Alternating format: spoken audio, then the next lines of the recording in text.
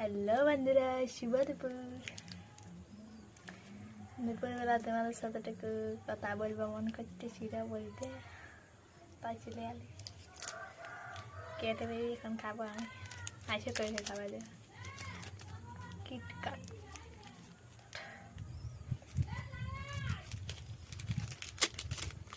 ও বাবা, আরো ভিতরে দিয়ে আছে।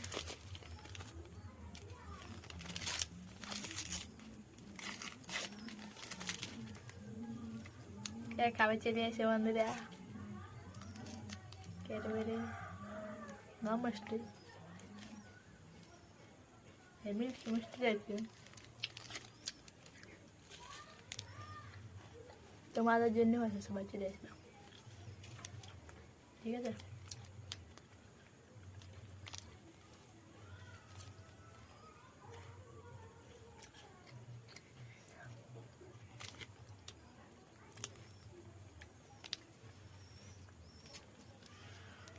নেবে না? লাও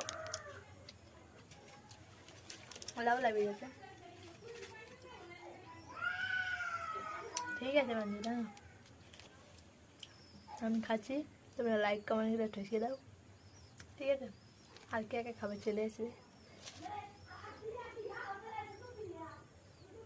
করেন কে কে খাবার চলে আসো না। মিষ্টি নাকি হ্যালো খোসা আমার করে, আমার করো উপর দিকে, উপর দিকে, উপর যাতে ওটা।